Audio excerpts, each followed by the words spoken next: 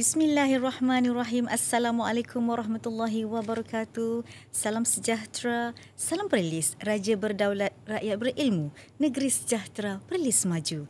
Ke arah rakyat Perlis bermentaliti kelas pertama dalam tindakan. Salam GPN Perlis, sehaluan menerajui kecemerlangan. Salam Perlis Lead, salam Malaysia Madani. Ni hao ma, vanakkam, sawadika. Selamat datang ke Cikgu Old School, sebuah siri podcast istimewa sempena sambutan Hari Guru 2025 yang bertemakan Guru Pemancu Reformasi Pendidikan. Nostalgia, hikmah dan suara Cikgu Otai. Cikgu Old School mengetengahkan kisah-kisah inspirasi daripada para pendidik dan pemimpin pendidikan berpengalaman, figura yang membentuk jati diri dan jiwa generasi terdahulu melalui pendekatan yang tulen, berprinsip dan syarat nilai murni. Tajuk ini dipilih sebagai simbol penghargaan, kasih dan hormat kepada para pendidik, bukan sekadar penyampai ilmu, tetapi pemahat nilai, akhlak dan semangat perjuangan anak bangsa. Hari ini, tuan-tuan dan puan-puan, kita amat bertuah kerana bersama-sama kita ialah seorang figura penting dalam dunia pendidikan negara. Saya perkenalkan Ketua Setiausaha Kementerian Pendidikan Malaysia, Datuk Teknologis Dr. Haji Aminuddin bin Hashim. Beliau bukan sahaja seorang teknokrat dan penjawat awam yang berwibawa, tetapi juga pemimpin strategik yang memahami denyut nadi sistem pendidikan negara. Ayuh tuan-tuan dan puan-puan, perkenalkan di sebelah saya yang tampan segak bergaya. Apa khabar Datuk hari ini? Alhamdulillah, terima kasih Terima kasih menjemput banyak-banyak Datuk, sebab dalam kesibukan Datuk, orang kata dengan mesyuarat, dan sempat kami colik Datuk sekejap untuk slot khas Cikgu. Terima kasih. Terima kasih Datuk. Okey Datuk, saya cerita sikitlah biodata ringkas tentang Datuk.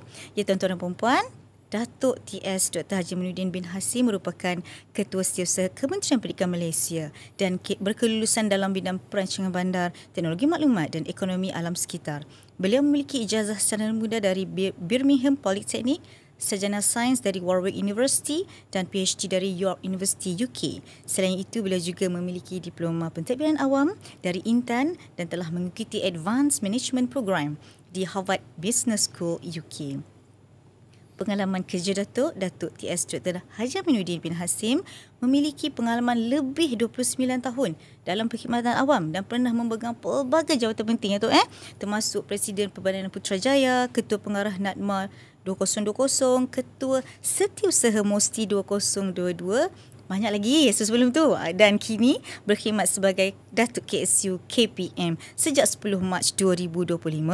Dan beliau turut menerima pengiktirafan sebagai Teknologis Profesional TS daripada MBuat pada Jun 2022. Tahniah Datuk. Banyak sangat pencapaian. Sebenarnya bila kita tengok biodata Datuk tadi tu, banyak lagi kan Datuk kan? Datuk nak kongsikan kejayaan-kejayaan terkini untuk terima kasih bila memperkenalkan saya, naik segan mak saya. Datuk tetapi kalau kita imbas balik semua kejayaan ini tak akan berlaku tanpa seorang guru di belakang itulah. Ya, betul. Selain pada keluarga yang memberi sokongan, memberi dorongan, yang sentiasa push kita untuk berjaya, yang berasaskannya adalah sebenarnya bermula pada dorongan pada cikgu lah. Saya dulu bersekolah di Sekolah Menengah Sains Johor, Keluang. Di situ saya banyak diberi pendedahan mengenai bagaimana hendak menjadi seorang yang berjaya. Walaupun sebenarnya latar belakang keluarga saya daripada keluarga yang agak susah, mak saya tidak bekerja, bapa saya hanya bekerja di hospital sebagai seorang MA. Jadi peluang untuk saya lebih ke hadapan adalah agak terhad. Daripada 7 orang adik-beradik itu, saya seorang saja yang telah berjaya. Kemudian diikuti adik-adik saya yang lain lah. Dan merupakan anak yang sulung dalam keluarga lah. Saya bermula dalam bersekolah, saya SPM 85, 1985. Daripada situ saya pun pergi belajar lah ke luar negara. Di macam mana dimaklumkan di Birmingham untuk degree pertama saya. Kemudian master saya, alhamdulillah saya digunakan 2 masters di York dan juga di Warwick, di Coventry, dan kemudian PhD di York lah. Di situ saya agak struggling, agak apa. Tetapi lagi sekali saya kata, kalau tiada guru, tiada pengajar di belakang yang betul-betul membuka jalan untuk saya lebih mengenali bidang yang saya hendak dalami, saya tidak akan berjaya. Saya ingin berpesan pada rakan-rakan, kan, antara orang yang perlu kita rujuk apabila kita membuat sesuatu pelajaran ataupun bidang-bidang yang baru ialah cikgu, pengajar kita. Sentiasa rujuk dan kerana mereka mungkin tidak tahu 100% dengan apa yang hendak kita dalami, bidang yang hendak kita dalami tadilah, tetapi sekurang-kurangnya mereka boleh memberi jalan bagaimana cara terbaik untuk kita mendapatkan ilmu itu. Cara terbaik mungkin melalui telahan dokumen-dokumen, buku-buku, ataupun kita melihat kepada dokumen-dokumen digital, refer kepada komputer dan sebagainya. Tetapi sekurang-kurangnya idea awal itu datang daripada cikgu ataupun pengajar yang saya maksudkan tadilah. Yang membuka jalan kita adalah cikgu. Alhamdulillah, ya, betul-betul. Itulah kalau kita rujuk pada Al-Quran, pada hadis, orang yang perlu kita hormat selain pada ibu bapa kita adalah guru. Betul. Itu yang perlu penting untuk adik-adik kita. Hormat guru, insya-Allah hidup kita berkat. Ya. Itu yang nak saya tekankan.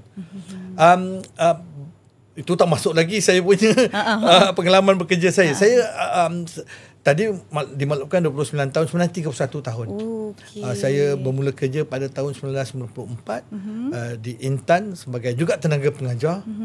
Kemudian tahun saya berpeluang untuk berkhidmat di APU, Unit Perancang Ekonomi pada masa itu. Sekarang Kementerian Ekonomi, kemudian di Kementerian Kewangan, dan sebagaimana yang dimaklumkan tadi, pada Kementerian Kewangan itu saya beralihlah diminta untuk menjadi Presiden Putrajaya ataupun orang kata Datuk Bandar Putrajaya lah, selama 2 tahun. Kemudian berlakulah pandemik. Di dalam pandemik pandemik COVID. Semasa itu saya telah diberi amanat untuk melaksanakan sebagai ketua pengarah NADMA, yang mana saya mengendalikan bencana alam dan juga mengendalikan bagaimana kita nak menguruskan mangsa-mangsa COVID dalam masa-masa yang sama. Jadi semasa 2 tahun saya di NADMA tu banyak cabaran lah. Banyak cabaran dan banyak pengalaman pahit manis, tetapi saya mengucapkan terima kasih kepada semua frontliners yang bersama-sama dengan saya untuk melaksanakan dua-dua tugas tadi, bencana alam dan juga pandemik COVID tadi. Serentak kan? Serentak dalam masa yang sama. Kan? Dalam masa yang sama. Jadi itu merupakan satu pengalaman yang betul-betul mengajar saya bagaimana hendak menghadapi bencana lah. Kemudian selesai COVID, saya kemudian diberi peluang untuk ke Kementerian Sains, Teknologi dan Inovasi. Di sinilah mulanya saya betul-betul mendalami kepentingan teknologi dalam kita membangunkan negara. Dan di sini jugalah saya berpeluang untuk melihat data-data bagaimana kita nak menguruskan bakat. Dan bila kita cakap mengenai bakat itu, sebenarnya asal bakat yang kita ada di negara kita berasal daripada sekolah. Itu yang penting. Betul. 5 tahun, 7 tahun sebelum itu bermula di sekolah. Dan bakat ini kalau kita bangunkan yang betul dengan sebaiknya, inilah merupakan anak-anak Malaysia yang akan bekerja di industri-industri yang kita akan wujudkan. Jadi apabila saya terlibat dengan di Kementerian Sains Teknologi itu, saya melihat kepentingan STEM. Contohnya bagaimana kalau kita dapat kita rancangkan pembelajaran STEM dengan baik, bagaimana kita dedahkan adik-adik kita dengan ilmu sains teknologi, engineering dan juga matematik dengan betul, insya-Allah apabila kita apa jua perancangan teknologi yang hendak kita bawa ke negara kita, kita akan dapat bekalkan dengan tenaga-tenaga yang betul. Tenaga yang betul, itu yang penting. Kita boleh ajar apa saja, tetapi apabila mereka diperlukan untuk bekerja di dalam sesuatu industri, asalnya kalau kita tarik balik, ia bermula di sekolah. Sekolah lah apa tempatnya. Sekolah punca betul, dia. fokus sekolah punca asal. Dan di situlah kita harus berterima kasih kepada cikgu-cikgu yang membekalkan ilmu. Mungkin tidak diperlukan di masa sekarang, tetapi ilmu itu adalah membuka jalan ataupun membuka mata adik-adik kita tadi, anak-anak kita tadi, dengan apa itu ilmu sains, teknologi, engineering dan matematik. Mereka belajar asas. Tetapi apabila mereka lebih banyak belajar darjah 1, tahun 1, tahun 2, tahun 3, tahun 4, sehinggalah mereka terus berjaya dalam SPM, ke universiti dan sebagainya, itulah merupakan bakat-bakat yang kita perlukan untuk industri-industri yang nak kita wujudkan dalam masa hadapan. Okay, bersemangat betul. Saya meremah belum rumah. Sebab Datuk punya explanation, insya-Allah memberi semangat kepada especially guru-guru muda kan. Mereka mencari-cari orang kata penasihat pandangan. Okay, jadi Datuk ada sebut tadi sekolah dan juga cikgu kan. Jadi pastinya ada orang kata apa, seorang guru yang Datuk anggap sebagai idola. Cuba manalah tahu lepas ni kita share video dekat guru idola Datuk yang orang kata membuka jalan Datuk. Macam Datuk cakap lah, di sekolah lah bermulanya bakat. So siapakah idola Datuk? Saya semasa di sekolah menengah sains dahulu, saya ada 2 orang cikgu yang saya ingat sekarang lah. Pertama yang berkaitan dengan pelajaran lah. Namanya Cikgu Muhammad Ghazali. Cikgu Muhammad Ghazali? Dia saya sampai sekarang saya berkomunikasi dengan dia. Dia pernah datang ke pejabat dalam 2 minggu lepas. Tu panggil Moga. Okay. Dia dulu dia mengajar subjek bahasa Malaysia, geografi dan sebagainya masa itu. Macam-macam dia mengajar. Macam-macam. Cuma pada masa itu dia bermain bola. Jadi di situlah kita punya komunikasi agak hebat berkaitan dengan sukan dan sebagainya. Dan seorang lagi cikgu yang betul-betul saya respect tapi dia sudah pun meninggal. Ialah nama dia saya selalu panggil Raji Idris. Dia ajar rugby. Cikgu Datuk ni main player rugby dulu. Alhamdulillah. Padu saya Datuk. main rugby, saya terlibat dengan sukan semua. Jadi saya lebih banyak bermain daripada belajar dulu. Jangan ikut saya. Belajar betul-betul. Datuk, tapi saya dapat balance. Dunia ni kena bersukan juga tu kan. Takkan belajar saya balance je. Balance lah. Kita imbangkan antara keperluan kita beriadah, bersukan dan juga belajar lah. Alhamdulillah, 2 cikgu ini memang saya anggap amat idola lah pada saya. Banyak mengajar saya, macam Moga sampai sekarang saya berhubung dengan dia sebab saya masih ingat pesanan-pesanan dia lah, belajar, merujuk dan sebagainya. Dan Cikgu Raja Idris tu pun sebenarnya banyak memberi peluang saya. Dia mungkin tidak directly terlibat dengan pembelajaran, tapi dia banyak bawa saya, okey, kita main rugby kat sini. Saya juga sprinter sekolah, sprinter Johor. Dan bawa kepada dia banyak buka ruang untuk saya lebih berkecimpung dengan dunia sukan inilah. Tapi bila kita balance ke dua-dua tadi, belajar dan bersukan, inilah produk dia. Wah, rasa nak tepuk tangan kuat-kuat. Okey, Datuk Cikgu Ghazali. Ni anak murid Cikgu Ghazali. Hebat sangat orangnya. Okey, Datuk, kita sekarang ni orang kata apa, setelah pandemik kan, itulah orang kata berpuncanya kita online, semua dari situ kan. Jadi wujudlah dasar pendidikan digital. Boleh Datuk share sikit lah macam mana dasar pendidikan. Pada saya, dasar pendidikan digital adalah merupakan salah satu dasar yang amat penting. Saya ada bercerita tadi, dalam mula-mula tadi, bagaimana negara kita nak mencapai negara maju. Bila nak mencapai negara maju, itu kita lebih menumpukan kepada bagaimana kita nak menyediakan talent yang betul. Dasar pendidikan digital merupakan salah satu tapak asas untuk adik-adik kita tadi, anak-anak kita tadi, belajar bagaimana bermain dengan teknologi, bagaimana menggunakan teknologi, dan bagaimana mereka boleh capitalize ataupun memanfaatkan teknologi sebaik yang mungkin. Itu asas dia. Itulah peluangnya.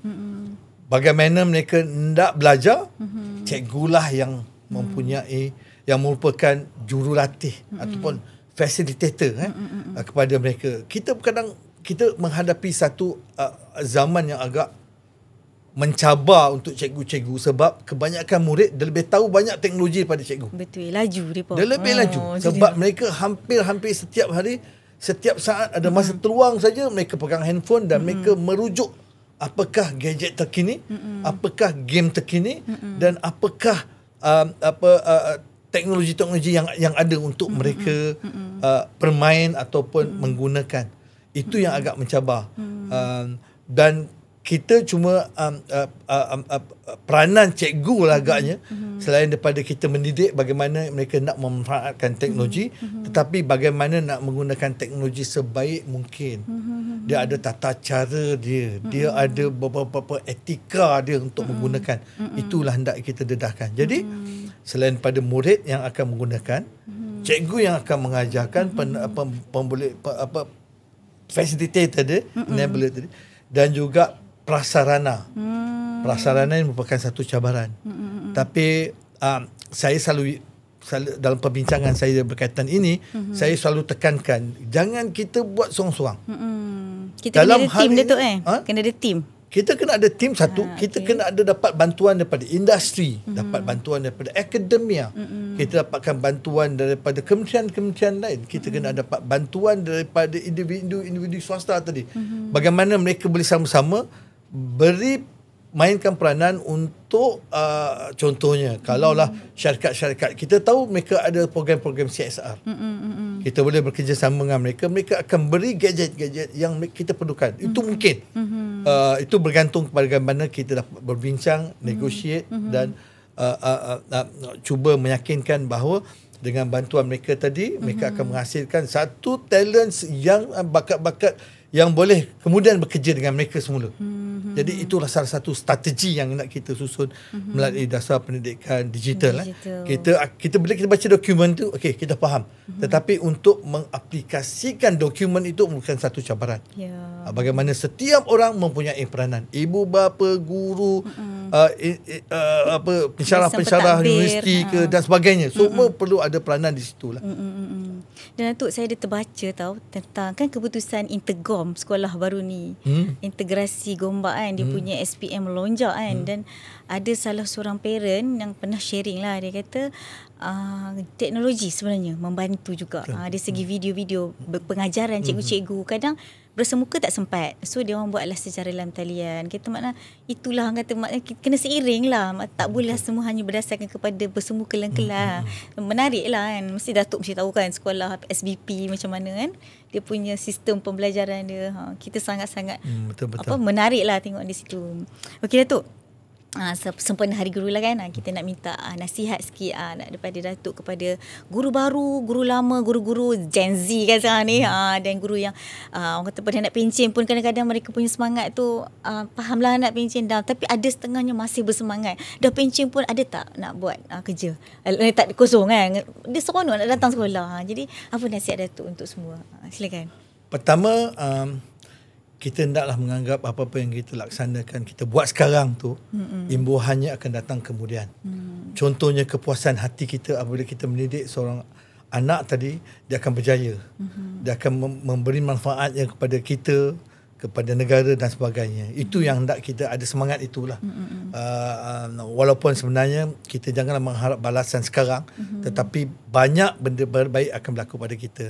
Keduanya, saya harap selain daripada kita tanggungjawab kita untuk mengajar, kita menggunakan teknologi ini untuk membantu kita. Dalam baru-baru ini satu conference yang saya terlibat, saya selalu memaklumkan bahawa kita hendaklah menggunakan teknologi ini sebagai sesuatu yang horizontal, merentas apa jua yang nak kita laksanakan. Kita nak mengajar subjek lukisan contohnya, kita gunakan teknologi, kan? Betul. Kita Digital. nak mengajar pendidikan Islam contohnya, kita boleh pakai teknologi. Kita nak mengajar sukan, orang kata sukan teknologi apa dia yang terfikirkan, tapi kita gunakan teknologi. Kita ada muzik pun boleh tu kan, muzik dengan teknologi. Jadi teknologi ni banyak. Pada tahun 2011 dahulu, kebanyakan games yang ada di dunia, games permainan tu adalah dihasilkan oleh orang Malaysia. Wow. Orang Malaysia yang paling banyak menghasilkan. Jadi daripada mana mereka dapat coding dan sebagainya, mereka laksanakan dan belajar daripada sekolah. Tahun ini, kebelakangan tahun ini, sektor E&E, elektronik dan elektrisiti, Malaysia merupakan negara pertama dibandingkan dengan US, China dan sebagainya. Sebab tu ramai yang nak berhubung dengan kita. Talent itu adalah asalnya daripada yang saya cakap tadi, daripada Malaysia, daripada pelajar-pelajar kita yang mungkin mendalami STEM. Ahmad. So jadi kita menjangka dengan teknologi digital yang ada ni, kita boleh mendidik suatu, kita boleh membangunkan bakat yang diperlukan untuk negara untuk maju. Jadi saya harap guru-guru di luar sana faham bahawa peluang untuk mereka belajar menggunakan teknologi itu lebih luas sebenarnya, sebab kita tak tahu akan datang nanti teknologi AI-nya. Sekarang orang kata digital, lepas ni AI. Lepas tu esok ada quantum teknologi. Itu lagilah way ke depan. Quantum teknologi. Kita petik jari, banyak benda yang kita laksanakan. Jadi saya harap guru-guru yang ada teruskan pembelajaran semua hidup ini. Kita kena buat banyak rujukan, kita banyak berkongsi maklumat. Kadang-kadang bila kita berbincang dengan anak-anak ini, dengan adik ni, mereka lagi banyak idea nak mereka kongsikan. Jadi itu yang saya kadang-kadang cakap dengan rakan-rakan saya, apabila kita hendak melaksanakan sesuatu, jangan harap perkara itu one way saja. Mungkin cikgu peranan dia mengajar one way, ajar. Sebenarnya lebih baik kita dapatkan feedback daripada anak-anak bagaimana cara terbaik untuk engage dengan orang. Sebab anak-anak ni dunia networking dia amat luas. Lain dah luas, dah beza daripada zaman kita. Mereka ada kawan dekat Rusia, mereka ada kawan dekat Korea. Dia boleh bandingkan bagaimana strategi untuk belajar, untuk periksaan sebagainya, dibandingkan dengan kawan mereka yang jauh-jauh tu. Itu tercabar kita. Kalau kita tak updatekan knowledge itu, kita kadang-kadang agak tertinggal dengan apa yang mereka ada. Itu salah satu cabaran untuk kita, sentiasa update knowledge kita, kan, untuk terus maju, untuk terus kita menjadikan apa yang nak kita laksanakan enjoyable, relevance dan juga update lah. Okey, seronok zaman Datuk merasai setiap fasa perubahan pendidikan, kan? Daripada seronok lah macam saya tak tahun 80-an lahir. Jadi tengah-tengah jugalah tu. Jadi Datuk lebih beruntung boleh sharing dengan kita semua kat sini. Okey, baiklah, terima kasih sekali lagi Datuk sebab sudi berkongsi dengan kami di sini. Jadi tuan-tuan dan puan-puan, kepada semua cikgu old school, kami berharap anda terinspirasi oleh kisah dan suara-suara pemimpin pendidikan. Teruskan bersama kami dalam episod-episod yang akan datang, kerana setiap suara guru adalah suara perubahan. Selamat menyambut Hari Guru 2025. Guru Pemacu Reformasi Pendidikan. Sekian, Assalamualaikum warahmatullahi wabarakatuh.